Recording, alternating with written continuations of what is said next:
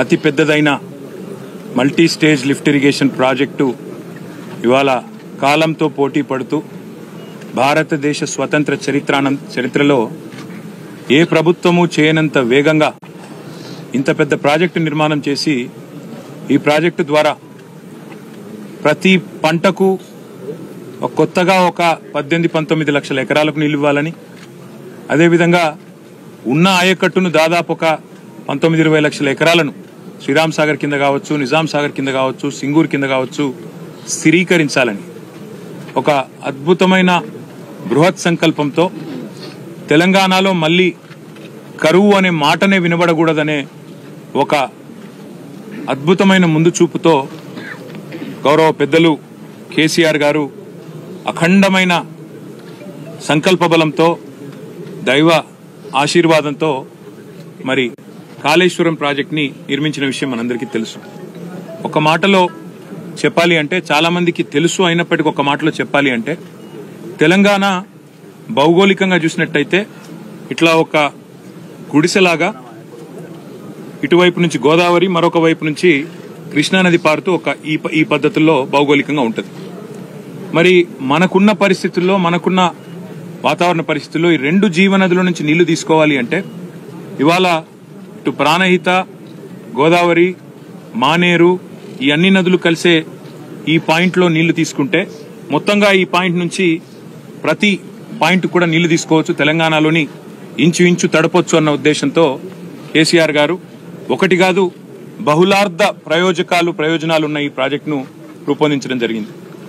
ఇవాళ ఎక్కడైతే మనం నీళ్లు చూస్తున్నామో ఇది దాదాపు 80-90 మీటర్ల మీద సముద్ర మట్టానికి ఇక్కడ ఉన్నది. అదే హైదరాబాద్ తీసుకుంటే 535 మీటర్ల మీద ఉంటుంది. కరీంనగర్ ఏదైతే ఎల్ఎండి చెప్తున్నారో గౌరవనీయులు కమలాకర్ గారు, అక్కడ దాదాపు 300 పైచిల్కు మీటర్ల మీద 350 మీటర్ల దాకా అక్కడ ఉంటుంది. అంటే ఇక్కడ నుంచి అక్కడికి నీళ్లు తీసుకొని పోవాలంటే నీళ్లు ఎత్తిపోసుకుంటూ ఒక్కొక్క దశలో కొన్ని నీళ్లు తీసుకొని పోతూ అల్టిమేట్ గా పైదాకా 618 మీటర్లు ఏదైతే కొండపోచమ్మ సాగర్ ఉందో అక్కడ దాకా నీళ్లను తీసుకొని పోవచ్చు. మార్గ మధ్యంలో ఉండే ఊర్లు గాని, పట్టణాలు గాని మంచినీళ్లు దాపించవచ్చు. అదేవిధంగా లక్షలాది ఎకరాలకు సాగునీరు అందించవచ్చు. మధ్యలో ఎవరైనా పరిశ్రమలు పెట్టాలనుకుంటే ఆ పరిశ్రమలకు కూడా నీరు అందించవచ్చు. అదేవిధంగా మత్స్య సంపద ప్రోత్సహించవచ్చు. ఇట్లా బహుళార్థకమైన ఒక మల్టీపర్పస్ ప్రాజెక్టు, కామధేనువు లాంటి ప్రాజెక్టు తెలంగాణకు, కల్పతరువు లాంటి ప్రాజెక్టు కాళేశ్వరం. ఇవాళ నిన్న ఈ 2 రోజులు కూడా బీఆర్ఎస్ శాసనసభ్యులు, శాసన మండలి సభ్యులు, సీనియర్ నాయకుల బృందం పెద్దలు కేసీఆర్ గారి ఆదేశం మేరకు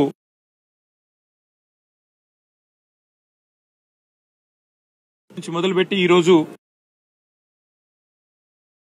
నిన్నటి నుంచి ఈ రోజు కొనసాగించినాం.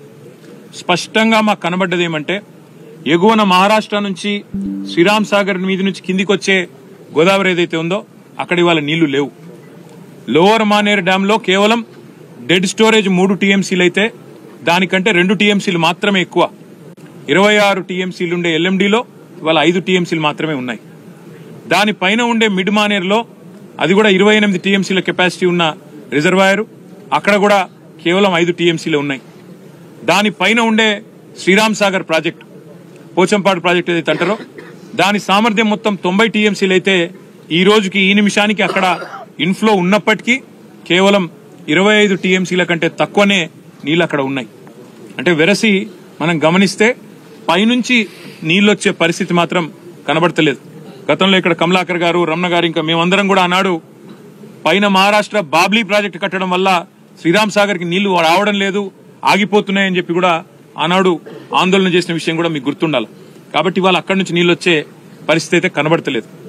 అదేవిధంగా కాళేశ్వరం ప్రాజెక్టులో భాగంగా అన్నిటికన్నా మానవ నిర్మితమైన, ముఖ్యంగా కరువు పీడిత ప్రాంతాలైన సిద్దిపేట కావచ్చు, సిరిసిల్ల కావచ్చు, మానకొండూరు, అదేవిధంగా చొప్పదండి, ఇంకా పైకి పోతే అదేవిధంగా హుస్నాబాదు, ఆ పైన దుబ్బాక, గజ్వేలు, ఆ ప్రాంతాలు, ఆ పైకి పోతే ఆలేరు, భువనగిరి దాకా ఏవైతే కాళేశ్వరం ప్రాజెక్టులో భాగంగా రిజర్వాయర్లు కట్టుకున్నాము, మిడ్మానేరు, రాజరాజేశ్వర సాగరు, దానికి పైకి అన్నపూర్ణ రిజర్వాయరు, ఆ పైకి రంగనాయక సాగరు, దాని మీదికి మల్లన్న సాగరు, దానిపైన కొండపోచమ్మ సాగర్. అంటే హైదరాబాద్ కూడా మంచినీళ్లు అందించే మల్లన్న సాగర్, కొండపోచమ్మ సాగర్ కెపాసిటీ 15 టీఎంసీలు.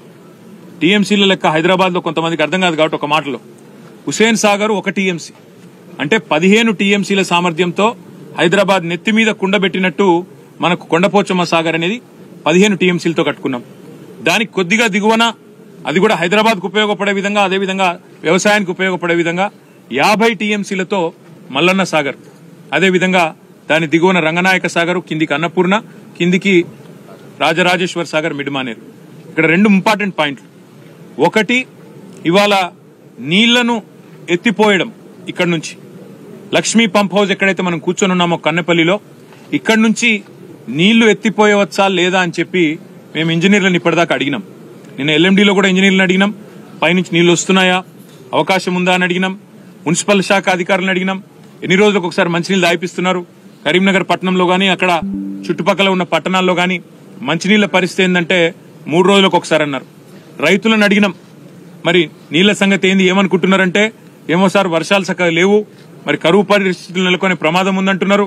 మరి వీళ్ళేమో పంపులు ఆన్ చేస్తలేరు, నీళ్లు కనబడతలేవు రిజర్వాయర్లల్లా.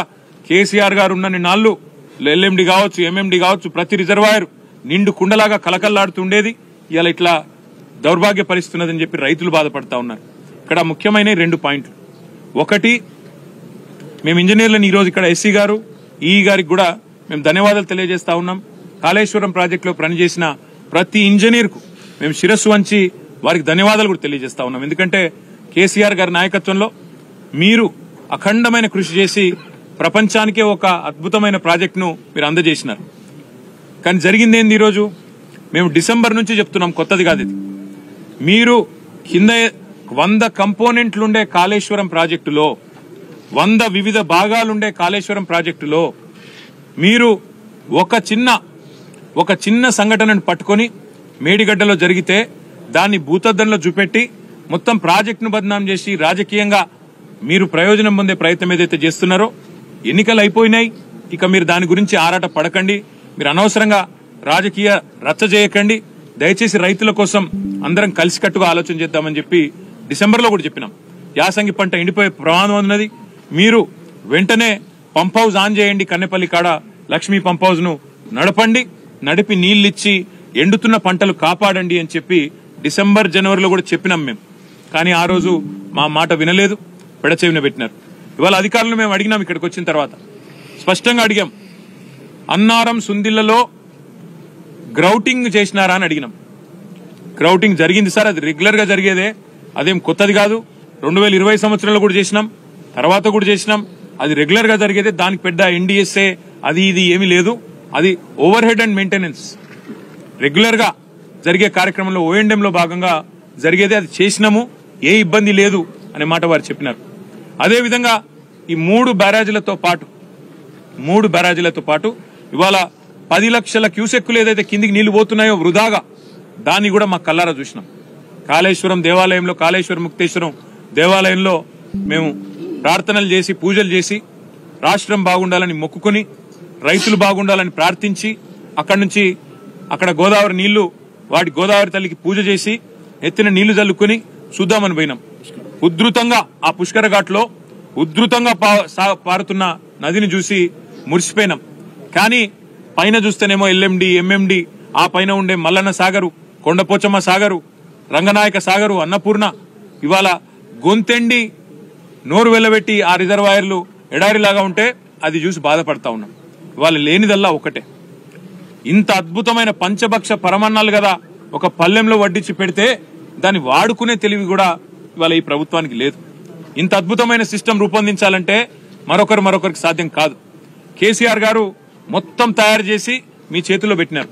మీరు చేయవలసిందల్లా ఒకటే, ఇవాళ ఈ పంప్ హౌస్ వెంటనే నడిపితే, మేము అడిగినాం పంపులన్నీ నడుస్తున్నాయా అని అడిగినాం, ఫుల్ కెపాసిటీలో ఉన్నాయా, ఏమైనా సమస్య ఉందా అని అడిగినాం. ఏ సమస్య లేదు సార్ అన్నారు. 17 పంపులు, ఒక్కొక్కటి 40 మెగావాట్ల కెపాసిటీ పంపు, అన్ని రెడీగా ఉన్నాయి. రోజుకు 2 టీఎంసీల నీళ్లు ఇక్కడ నుంచి ఎత్తిపోయొచ్చు. నిజంగా చెప్పాలంటే ఇక్కడ నుంచి 3 టీఎంసీలు ఎత్తిపోయొచ్చు. ఈడికెళ్లి పైదాకా 3 పోతే ఆడికెళ్లి 2, రోజుకి 3 టీఎంసీలు ఇక్కడ నుంచి తీసుకునే సామర్థ్యం మనకుంది. కానీ కేవలం రాజకీయపరమైన నిర్ణయం లేకపోవడం వల్లనే పాపం ఇంజనీర్లు ఏమీ చేయలేని అవస్థలో వాళ్ళు ఉన్నారు.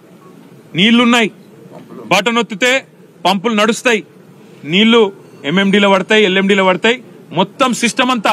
అవసరమైతే ఎస్ఆర్ఎస్పీ కూడా తీసుకుపోవచ్చు, నీళ్లు వరద కాలువ నింపొచ్చు, ఎస్ఆర్ఎస్పీ నింపొచ్చు, సింగూరు, మల్లన్న సాగరు, మన నిజాం సాగరు మొత్తం 18 లక్షల ఎకరాలు స్థిరీకరించవచ్చు, 18 లక్షల ఎకరాలకు నీళ్లు ఇవ్వచ్చు.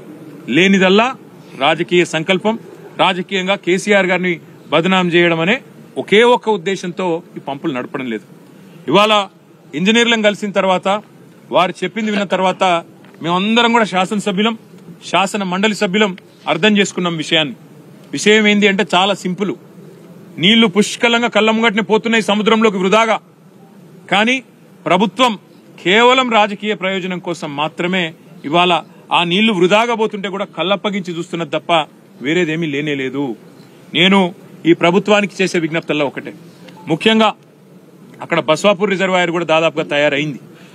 దాని పక్కన కొండపోచమ్మ సాగరు, కింద మల్లన్న సాగరు, ఆ ప్రాంత రైతాంగం మొత్తం చూస్తా ఉన్నది. రంగనాయక సాగరు, అన్నపూర్ణ, మిడ్మానేరు, ఎల్ఎండి, తదుపరి మొత్తం రైతాంగం మొత్తం ఈ రిజర్వాయర్ల కింద ఉండే ఆయకట్లో ఉండే రైతులందరూ చూస్తా ఉన్నారు.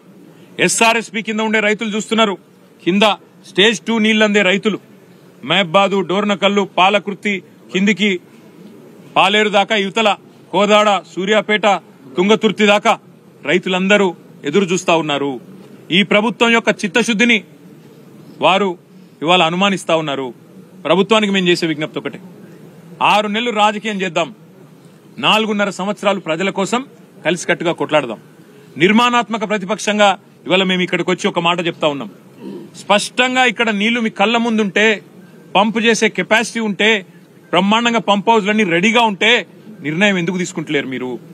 నిర్ణయం మీరు ఈరోజు తీసుకుంటే 2 జరుగుతాయి.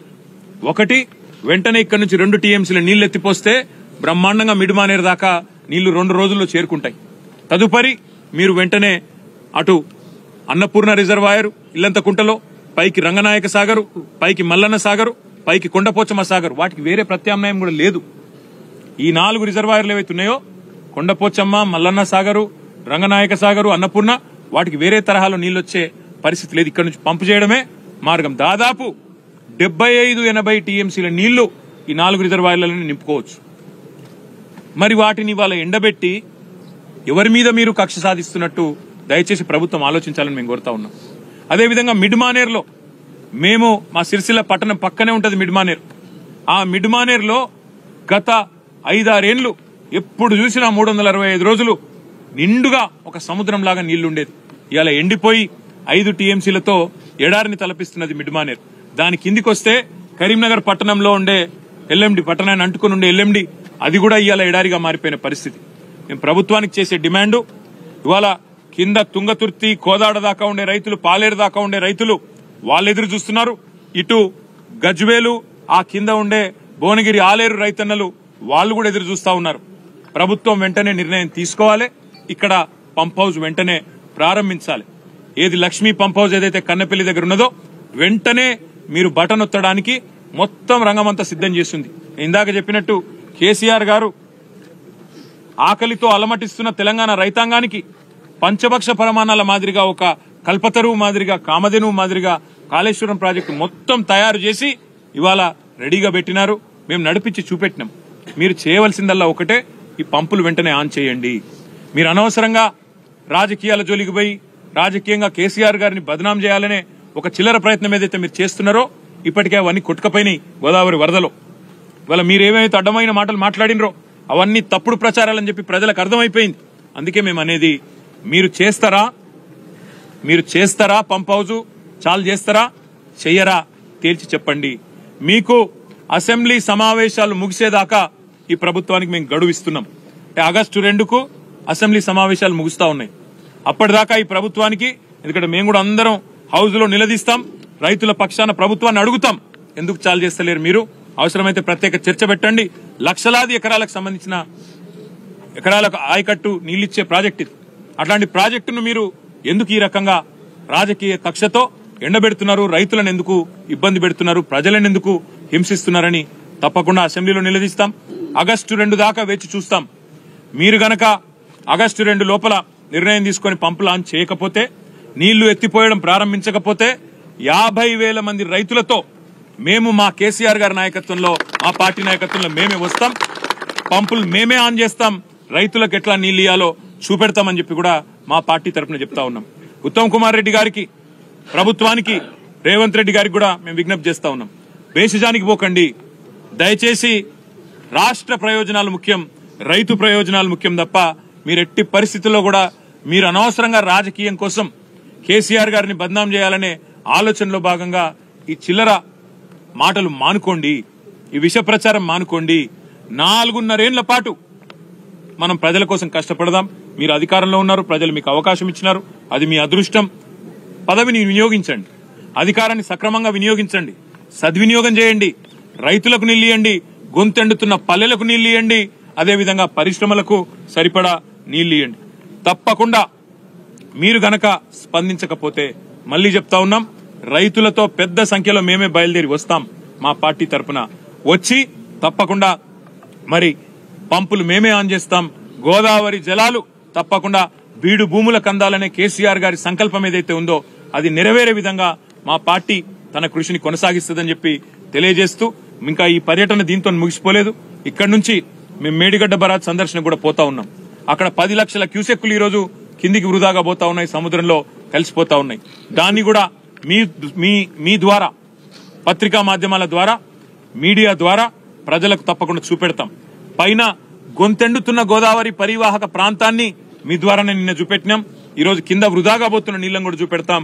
ఈ నీళ్లను ఎత్తిపోసేందుకు మొత్తం వ్యవస్థ సక్రమంగా ఉన్నా నిర్లక్ష్యం చేస్తున్న ఉద్దేశపూర్వకమైన క్రిమినల్ నెగ్లిజెన్స్ ఏదైతే ఈ ప్రభుత్వం చేస్తున్నదో, నేరపూరిత నిర్లక్ష్యం ఏదైతే చేస్తున్నదో దీన్ని కూడా శాసనసభ వేదికగా, శాసన మండలి వేదికగా ఎండగడతాం. తప్పకుండా ఈ ప్రాంత రైతుల ప్రయోజనాల కోసం అవసరమైతే ఇందాక నేను చెప్పినట్టు ప్రభుత్వం గనక సకాలంలో మేల్కొని స్పందించకపోతే తప్పకుండా మేడిగడ్డ అదేవిధంగా ఈ కన్నెపల్లి కాడికి వేలాది మంది రైతులతో వస్తాం.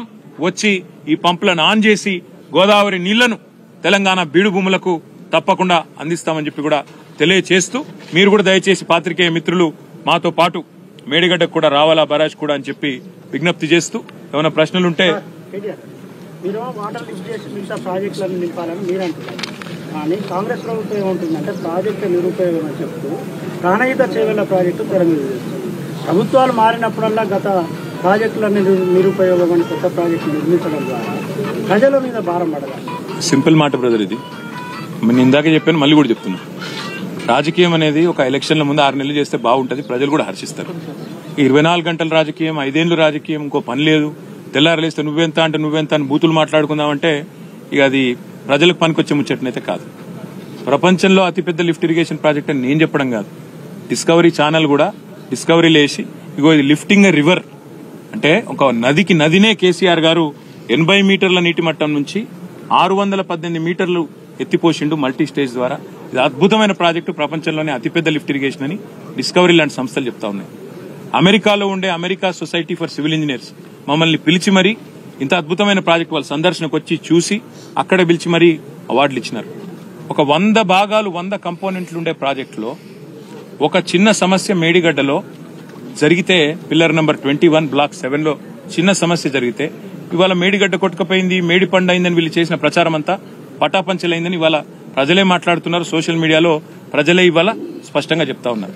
ఇవాళ ఇక్కడ వచ్చిన తర్వాత లక్ష్మీ పంప్ హౌస్ లో మేము ఎస్సీ గారు, ఈ గారు, వాళ్ళ అధికారుల బృందం, డీఈలు, ఏఈలు వాళ్ళందరితో అన్ని విషయాలు తెలుసుకున్నాం. మేము ఇంజనీర్లం కాదు, వాళ్ళకి తెలుసు కదా. అడిగినాం, ప్రాజెక్టు అంతా సవ్యంగా ఉందా? ఉంది సార్ అన్నారు. నీళ్లు లిఫ్ట్ చేయవచ్చా? చేయవచ్చు. ఇప్పుడు నీళ్లు ఎంత మినిమం ఎంత ఎన్ని క్యూసెక్కుల ఇన్ఫ్లో ఉంటే చేయవచ్చు అని అడిగితే, సార్ ఇవాళ 9,60,000 క్యూసెక్కులు ఇవాళ ఇన్ఫ్లో ఉంది, కేవలం 30,000 క్యూసెక్కులు ఉంటే చాలు పంపులు నడపొచ్చు. 30,000 ఉంటే చాలు అంటే ఎక్కడ 30,000 ఎక్కడ 9,60,000 అంటే అన్ని రకాలుగా నీళ్లు ఉన్నాయి. ఉన్నప్పటికీ కేవలం లేనిదల్లా రాజకీయ నిర్ణయం మాత్రం. రాజకీయ నిర్ణయం తీసుకొని ఒక బటన్ ఒత్తితే ఇవాళ మీకు ఎండుతున్న సింగూరులో నీళ్లు లేవు, నిజాం సాగర్లో నీళ్లు లేవు, ఎస్ఆర్ఎస్పీలో నీళ్లు లేవు. అవి కూడా నింపొచ్చు, గతంలో కట్టినవి వాటిని స్థిరీకరించవచ్చు దాని కింద ఉండే ఆయకట్టు.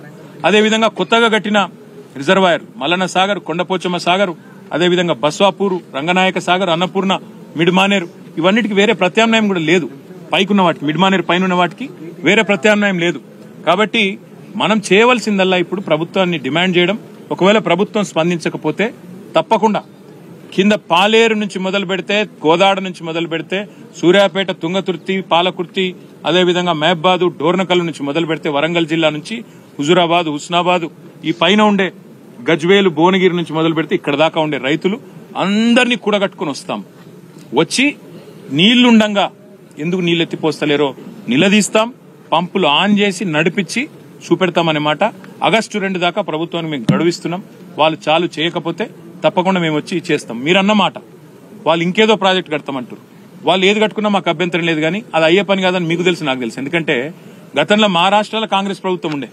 అప్పుడు కిరణ్ కుమార్ రెడ్డి గారికి ఆనాడున్న మహారాష్ట్ర ముఖ్యమంత్రి, కాంగ్రెస్ ముఖ్యమంత్రి పృథ్వీరాజ్ చౌహాన్ అనుకుంటా, ఆయనే ఉత్తరం రాసిండు, నువ్వు 152 మీటర్ల మీద కడితే నేను ఒప్పుకోను, నువ్వు దాన్ని తగ్గించాలి, లేకపోతే మహారాష్ట్రలో ముంపు ఉంటుందని చెప్తే కూడా ఈయన వినలేదు. గతంలో ఉమ్మడి ఆంధ్రప్రదేశ్లో మనకెన్నడూ గోదావరిలో ఎందుకు న్యాయం జరగలేదంటే ప్రతి సందర్భంలో ప్రాజెక్టు అనేది పెట్టంగానే ప్రపోజలు అంతర్రాష్ట్ర వివాదం అని చెప్పి దాన్ని ఆపేసేది. అందుకే కేసీఆర్ గారు ఆలోచించి మహారాష్ట్ర పోయి వాళ్ళతో ఒప్పందం చేసుకొని వాళ్లకు ముంపు లేకుండా చేసి ఒక అద్భుతమైన మేడిగడ్డ లాంటి పాయింట్ పట్టుకొని, ఇవాళ మీరు గమనించండి, పైన మీరు కరీంనగర్ నుంచి మాతో పాటు చాలా మంది మిత్రులు వచ్చిండ్రు, రిపోర్టర్లు వరంగల్కి వెళ్ళి వచ్చారు. కరీంనగర్లో నీళ్లు లేవు, వరంగల్ నీళ్లు లేవు, పైన నిర్మల్ల నీళ్లు లేవు, మొత్తం ఫ్లడ్ ఫ్లోలో అసలే నీళ్లు లేవు. అక్కడ నుంచి ఇక్కడ దాకా నీళ్లు లేవు. ఆఖరికి ఇప్పుడు మేము వస్తుంటే రామగుండం కాడ బ్రిడ్జ్ మీద ఆగి చూసినాం, పైకి వెళ్ళి నీళ్లు లేవు గోదావరిలో. మేడిగడ్డ కాడ అద్భుతంగా ఇవాళ 10 లక్షల క్యూసెక్ల నీళ్లు ఒక వరదలాగా కిందికి ఉగ్ర రూపంతో పోతా ఉంది. అందుకే మేము అనేది నీళ్లున్నాయి, లేనిది రాజకీయ సంకల్పం. సిస్టమ్ మొత్తం కేసీఆర్ తయారు చేసి పెట్టిండు. మీరు ఒక బటన్ ఒత్తితే ఇలా గజ్వేల్లో, అక్కడ భువనగిరి, ఆలేరులో నీళ్లు వస్తాయి. ఇలా బ్రహ్మాండంగా మొత్తం ఎన్ రూట్ కూడా నీళ్లు వస్తాయి. మీరు ఇస్తలేరు. అందుకే ప్రభుత్వాన్ని మేము డిమాండ్ చేసేది, దయచేసి స్పందించండి. దీంతో రాజకీయం ఏం లేదు, ఇప్పుడు ఎన్నికలు కూడా ఏం లేవు. స్పందించి ఆగస్టు 2 లోపల బేసిజానికి పోకుండా వెంటనే పంపులు ఆన్ చేయండి. ఇక్కడ లక్ష్మీ పంప్ హౌస్ లో నీళ్ళు అక్కడ దాకా పోతాయి. బ్రహ్మాండంగా రైతులు సంతోషపడతారు, ప్రజలు సంతోషపడతారు. ఇది మా డిమాండ్. Thank you. ఒక్క నిమిషం. Let me say this. Annaram, Sundilla, they are citing NDSA report is what you said, Sandeep. It's absolutely farce. Whatever they are saying is absolutely farce, because grouting is a regular exercise that is done. Memu rangane adiginam. We spoke to the engineers. We asked them, has grouting been done? ఇప్పుడు కాదు sir, ఇదివరకు కూడా చేశాము, కొత్తదేం కాదు ఇది. NDSA లేనప్పుడు జరిగింది, regular గా అన్నిట్లో జరుగుతుంది సార్. ఇది పెద్ద ఇష్యూయే కాదు, రొటీన్ మెయింటెనెన్స్. అది 2020లో కూడా చేసినాము. ఇదంతా వీళ్ళు చెప్పేది ఫార్సు, ఎన్డీఎస్ఏ ఫార్సు, ఇవన్నీ ఫార్సు. కేవలం చేసే ఉద్దేశం లేదు. ఎందుకు లేదంటే సింపుల్ బ్రదర్, దొంగకు తేలుగుట్టింది. ఇన్ని రోజులు కాళేశ్వరం బేకార్ అన్నారు, ఇలా నీళ్లున్నాయి, బటన్ నొచ్చితే కేసీఆర్ పేరు వస్తుంది. ఏమైందిరా నిన్నటిదాకా నడవదన్నారు, ఇప్పుడు నడుస్తుందని చెప్పి ప్రజలు నిలదీస్తారు. ఏం చేయాలి మరి? దొంగకు తేలుగుట్టింది కాబట్టి ఏం చేయాలో అర్థమైతలేదు. ఇక ముఖం లేదు చెప్పేటందుకు. కాళేశ్వరం బ్రహ్మాండంగా ఉంది, ఏం కాలేదు అని ఒప్పుకుందామంటేనేమో నిన్నటిదాకా ముఖ్యమంత్రి మాట్లాడిన మాటలు, ప్రభుత్వం మాట్లాడిన మాటలు ఫార్సు, బోగసు అని వాళ్లే అన్యాపదేశంగా ఒప్పుకున్నట్టు అవుతుంది. ముఖం లేక తేలుగుట్టిన దొంగల లెక్క ఇవాళ వీళ్ళు తప్పించుకునే ప్రయత్నం చేస్తున్నారు ఎన్డీఎస్ఏని అడ్డం పెట్టుకుని. ఇప్పుడు జగదీష్ రెడ్డి గారు కరెక్ట్గా చెప్పారు, ఇలా 2 పార్టీలు దోషులే.